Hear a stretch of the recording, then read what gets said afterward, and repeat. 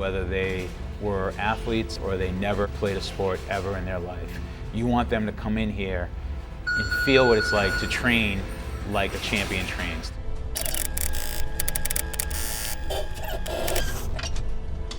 The people that get in this ring, whether they do well or they do horrible, they're doing something that a lot of people would never ever think of doing in their entire life. My name is Ed Labash. I'm the owner of Boston Boxing and Fitness.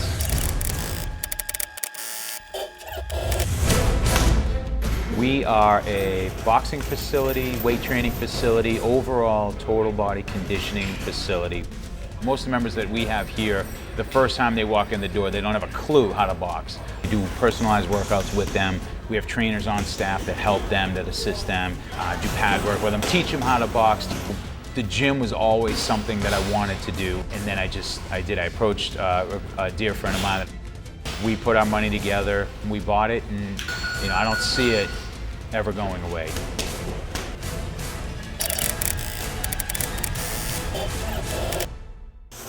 It's great for me to wake up in the morning and know that I'm doing something that I love.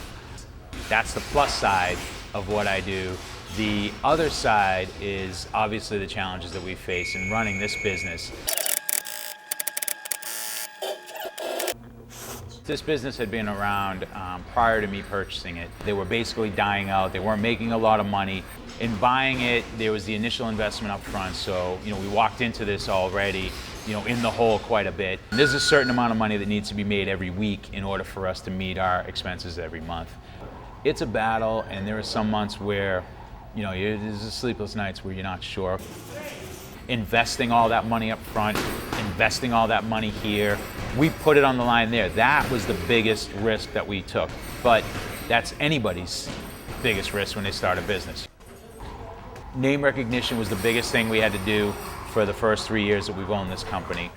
Any good business thrives on word of mouth. If you are a good business and you have a good service, then your current clients are going to bring most of your revenue to you. They're going to bring people they know in because they'll put their name on it, they'll back it. So that for us has always been the biggest driving point, which is a lot of the reason why we are so into changing up the routine, trying to freshen everything up, trying to make things new so that we attract more people to come in, attract more people to just kind of be a part of the gym.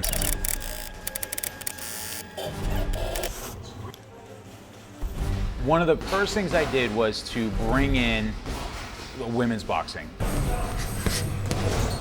This gym didn't allow women prior to that. Women probably make up half or more of our membership now. One of the great things is that really they have, a women's class, they have team training, and then they have, individual stuff where you can just go off and do what you want. We just kind of try to make it a one-stop shop where you could come here and this could be your only gym. We went out, we bought gym equipment that they could use here. We put programs together for them that they wouldn't get at their other gyms.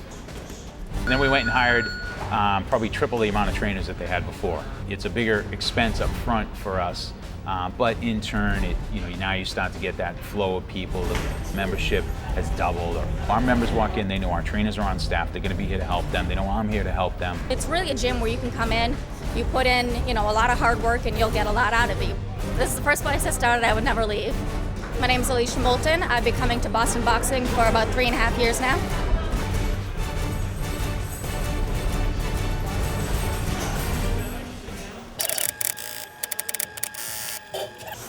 To run a successful small business, you are only as good as your workers. If your workers aren't happy and they're not doing the job, then your business is going to suffer. And if your business suffers, your clients are going to go elsewhere. So you really need to be able to put a great product out there, surround that product with great workers, great staff, and make sure that the clients are getting the most out of that product. But make sure you get your hands up because I was whacking you with those hooks. All right, that's something that you want to work off. Make sure that you get your hands right back home. I love working with the people, and I like seeing people that want to work hard, and because I know that I work hard myself, and I like to see the progression from a beginner to someone that is, that gets into to be an amateur fighter. My name is John Biddy. I'm a trainer here at Boston Boxing. We make sure the trainers understand what's expected of them when they come in. If they see somebody they don't know, approach them, introduce yourself, let them know who you are, let them know if they have any questions that they can come to you with anything.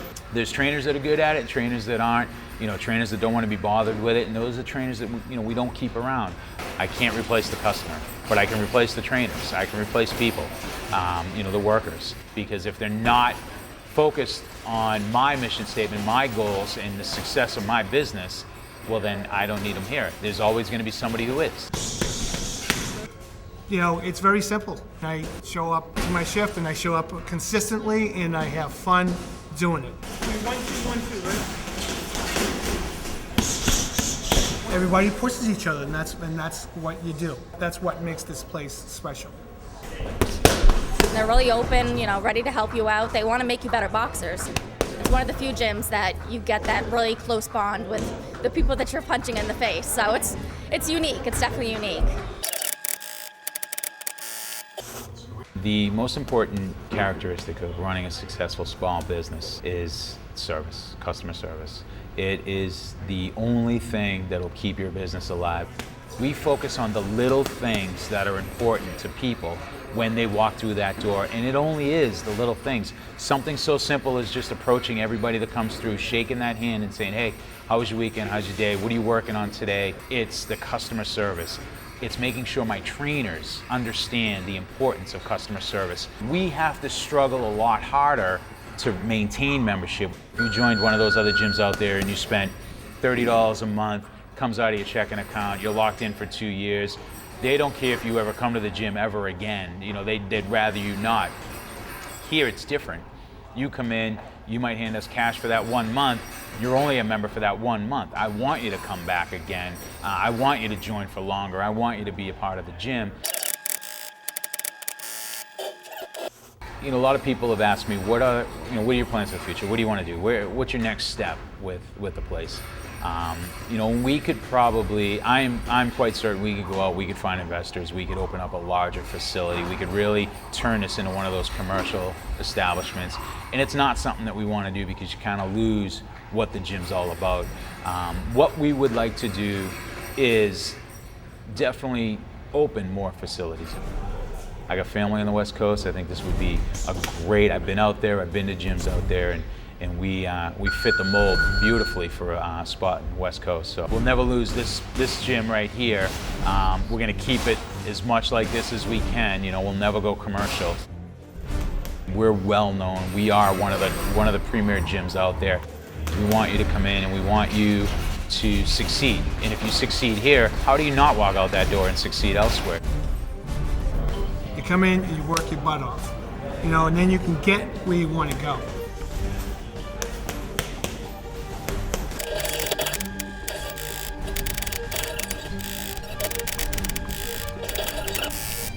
Here's a point in the red corner from Boston Boxing, Ron Moreland.